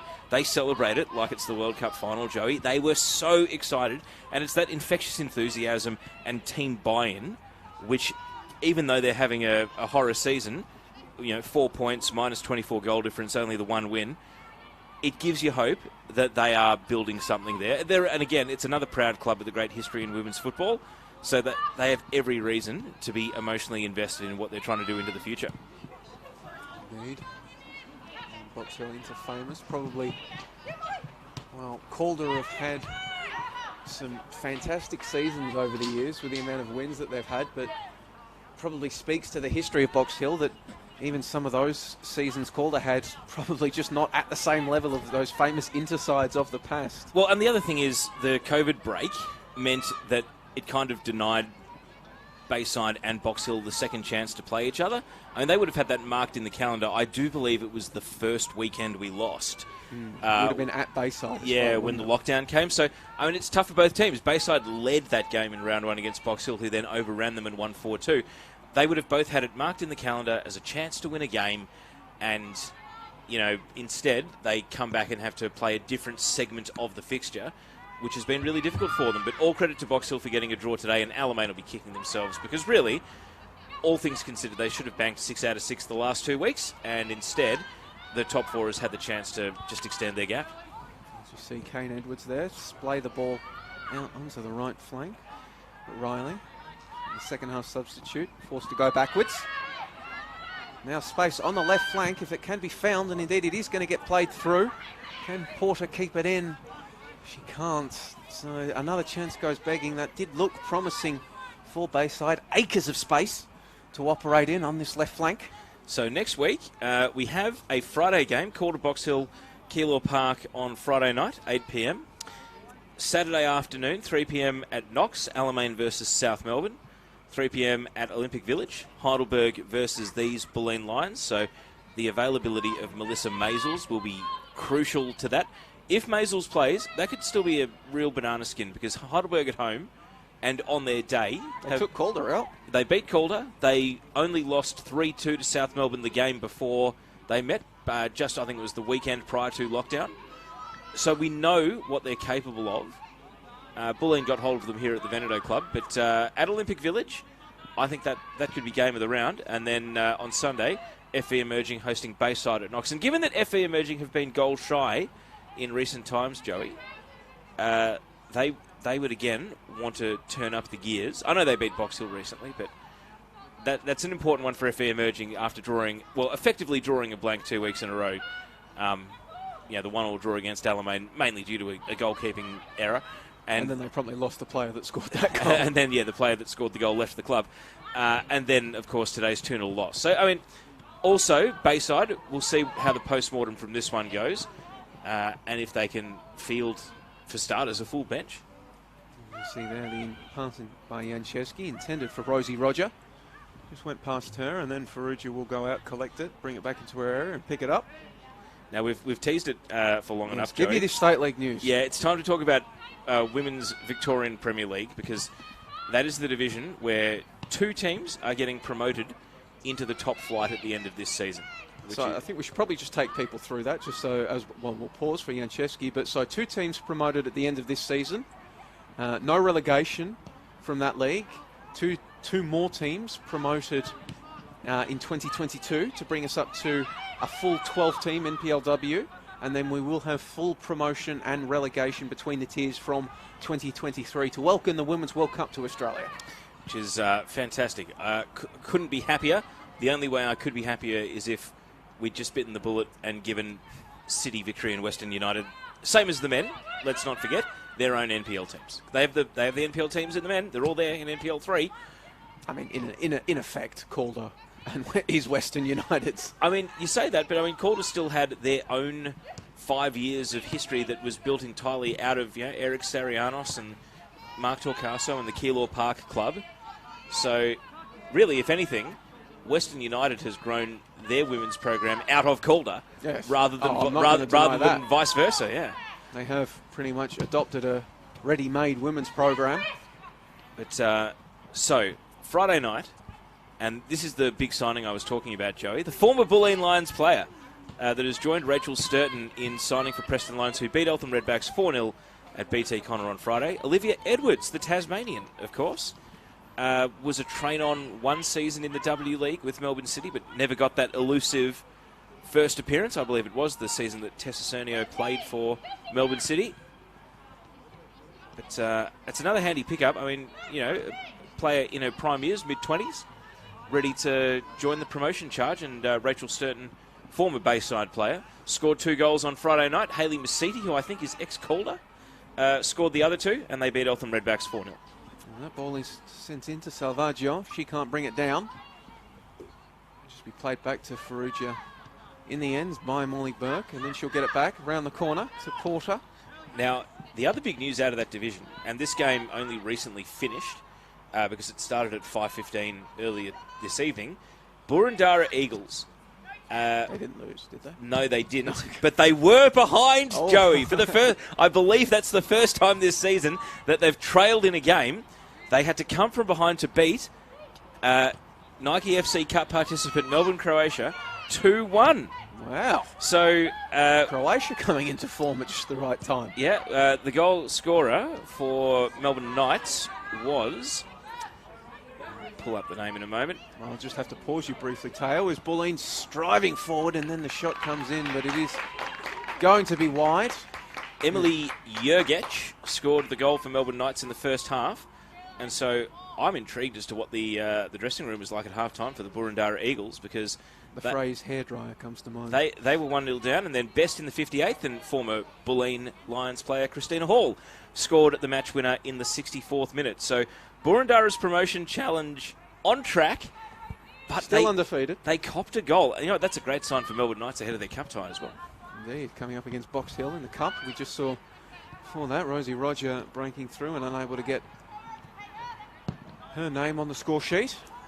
And then the other team chasing promotion in that division, I don't have a score for them. They played Whitehorse today. They played South Yarra today, and that's Whitehorse.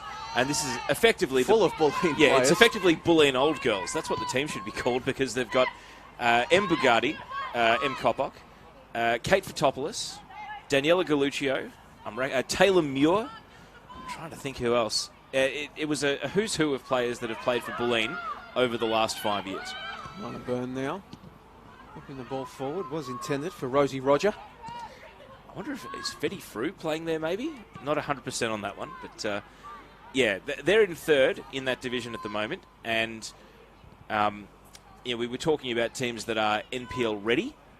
I'm not sure Whitehorse are quite in the same category as Boroondara and Preston, but they are a team that is having a very good season, and obviously a great club as well, the Horse. Really is a three-way. At this point, it is looking like a three-way race for 2 promotion slots into the NPL next year. And speaking of ex-Bayside players, we'll just wait for this attack here for Bulleen. Janczewski working her way inside from the right flank. I was talking about Casey Comets earlier in this half. They beat Melbourne University 4-0 today. Former Bayside player Natasha Belleville among the scorers. Jess Beddoes with a double, and Jess Chandler as well. So Melbourne Uni still stuck at the bottom of the Victorian Women's Premier League after losing 4-0 to Casey today. And then, Joey, we had the battle of the former NPLW team. Southern Galaxy. Southern Galaxy, but I don't have a score for that one either. It was down in Southern's home game. Casey? Salandra Reserve, Joey. Not sure I ever went to Salandra. But, yeah, so Victorian Women's Premier League, still a very compelling division, and I think the way they've restructured it, getting rid of State 1 Northwest and South East, best for everyone. Just get the stronger teams together in the one league. But, yeah, Boroondara trailed today, so that's, very interesting.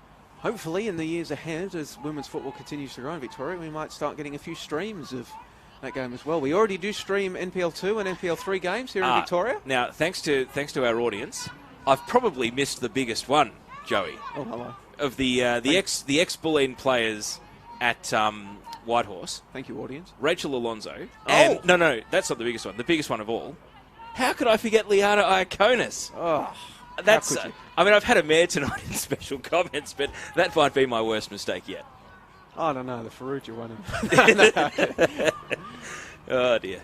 As we see the final 5 minutes of regulation in this one, score remains FC Bulleen Lions 4, Bayside United 0. Bayside only conceding a singular goal in this half. And now perhaps being able to break forward through shearing. Coco Parker, as this time she was onside but could not control the ball. And Gabby Garton not in a charitable mood at all, is the Argentine international. Runs out to collect.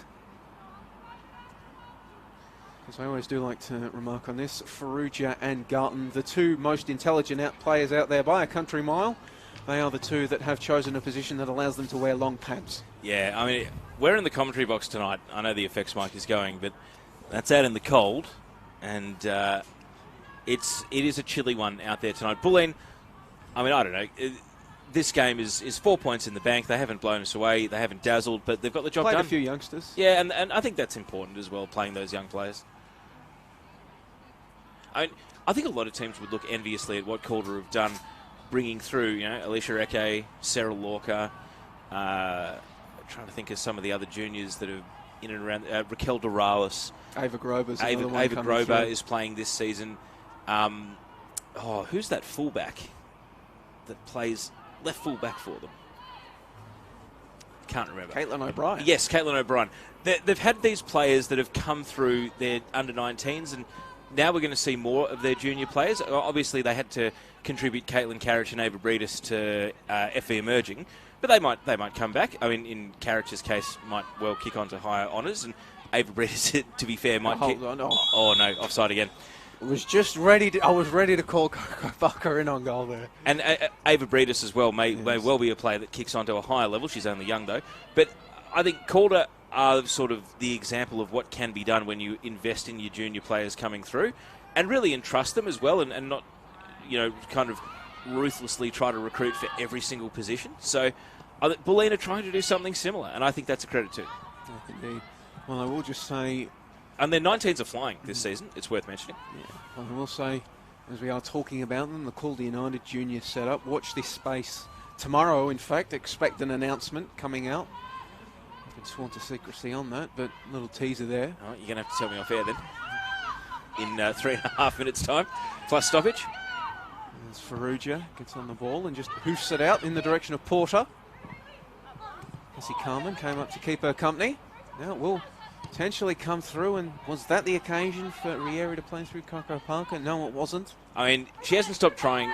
I'm sure... Credit to her. Yeah, the coaches will talk to her, and hopefully they set up the right sort of drills for her to time her run and to really go to work on being able to beat the defensive line in the future. Because So she's shown definite signs tonight. yeah, hasn't she? I mean, she's got her head in the game, except for the fact that she hasn't timed her runs. Now another chance for Bulleen coming forward, trying to sneak it through to Janczewski on the right flank. Played back into the middle. Serniel didn't make proper contact with that one. Comfortable collection in the end for Faruja. Could have had a hat-trick with some of the chances tonight, just hasn't had her shooting boots on. One's booted forward. Morrison hasn't had her shooting boots on because she scored with her head, but she has been on the score sheet for Bulleen. I mean, 3 out of the 4 goals tonight have been headers, Joey. Very rare sight in This this is level. very rare sight. As an England fan, though, I must say I approve. I've restricted myself to not referencing the fact that we beat Ukraine 4-0 this morning. It's we now, is it? I'm enough, mate. I'm Oh, enough. save that for stoppage time. Give it another 45 seconds and then we can talk about the Euros. I mean, to be fair, we are kind of meandering towards, I don't know, with the exception of Croatia versus Greece, the most interesting diaspora meeting in the Euros. Oh, sorry, Albania versus Macedonia. But we are meandering towards the third most interesting diaspora meeting in the Euros here, aren't we, with Italy versus England potentially in the final of the Euros. Well, perhaps maybe I should keep my mouth shut then, given that we are at the Veneto club. Would you prefer Spain? Friday, mate, we're going to beat either of them. No, I'm kidding. I would probably prefer Spain, yes. There's that shot over the bar there from Cassie Carman. As we get set, and the fourth official indicates 3 minutes of added time here at the Veneto club. Of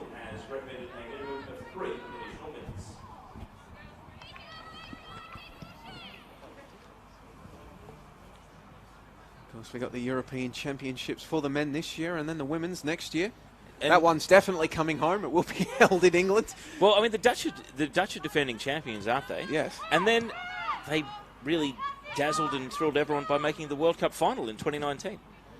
So, I mean, that's intriguing because Europe is just exploding. Teams are getting so much better in women's football. I think that's what makes it so unpredictable. I mean, England's high in the world rankings right now, and we did pinch the Dutch coach. Yeah, Serena Wegman. But we saw what Italy did to the Matildas at the World Cup. Yeah, we know that France are institutional power, Germany institutional power. But I wouldn't be... Scandinavian countries are always strong. Yeah, but I mean, I wouldn't be surprised if we had a breakout winner, mainly based on whatever development might happen in the next 12 months, Joey. I mean, maybe it is Spain's turn in women's football to win a major trophy. Ball played out to Janczewski. Can she produce some late magic? She is lurking. She just lays it off. Bulleen circling at the edge of the area. Now Little. She'll just play it back, and then the long shot delivered in there by Emily Dolzan, but not really a threatening one as it just rolls harmlessly out for a goal kick. Yeah, so Heidelberg away for Bulleen next week. Again, intriguing if Melissa Maisels is in goal.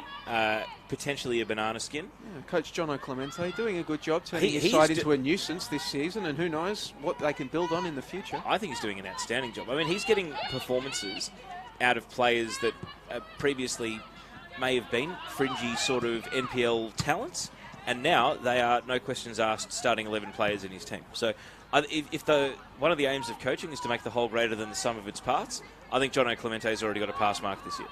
We do know the Burgers that if they do decide to turn on the taps and really pour investment into that women's program, who knows what they could accomplish. This one's played out onto the left flank, but Porter unable to control it as we meander towards the full-time whistle here. Can I just say, Joey, I don't think I've ever received more private messages while commentating tonight than I have tonight, which is proof that I need to go back to doing play-by-play because I think... Are you getting good or negative feedback? No, I think it's more reflective of maybe if I'm given the leeway to talk about something other than who's got the ball and what's the score, we can run into very interesting territory. So, but I mean, thank you to everyone who's watched tonight. We've had a great audience for a game that maybe hasn't merited it. And referee Dean Staffrace blows full time here at David Burrows Stadium at the Veneto Club. So in the end, comfortable win for FC Bulleen Lions. 3 first-half goals combining with Tiffany Aliadis' second goal of the game in the second half, giving them a 4-0 win. It was regulation in the end for the Lions. We've got a chance to play a few of the youngsters. Tessa Sereniel getting a start. They didn't mess up and slip on any potential embarrassing banana peels. Bayside, well, it could have been a lot worse for Bayside, as we said, restricting Bulleen to 1 goal in the second half. Coco Parker threatening numerous times, just as we were talking about Teo, maybe just a bit more experience, a bit more exposure to the top flight, a few more drills about timing those runs, and who knows what she could turn into. But in the end, probably we got what we expected tonight. Yeah, we did. And Bulleen did the job required of them. Bayside back to the drawing board, not just in the seniors. We've talked about the 19s as well. So getting a full bench. Yeah, and also hopefully getting injured and absentee players back, and hopefully the ones that are stuck over the border as well, if they were watching in tonight. Safe travels when you get the chance to return. But yeah, well done, Bulleen. And they go on to play Heidelberg next week. Bayside play FE Emerging next week. Joey, it's been a pleasure. Thanks for having me along tonight. No, thank you very much. That was the thoughts of Taylor Pellizzeri, bringing us to the end of this broadcast. I have been Joey Lynch, taking you through the play-by-play, and I'd like to thank you for tuning in on the NPLW Victoria Facebook page or the NPL Victoria YouTube page, wherever you happen to be in Melbourne, Victoria, Australia, or around the world. If you are in one of those lockdown areas of the country or around the world, please stay safe. And just a reminder that you can catch every game of the women's top flight, the men's top flight, select NPL2, NPL3 games, and select FFA Cup and Nike FC Cup games across Football Victoria's social channels. But for tonight here at the Veneto Club, the score was FC Bulleen Lions 4, Bayside United 0. And for now, goodbye.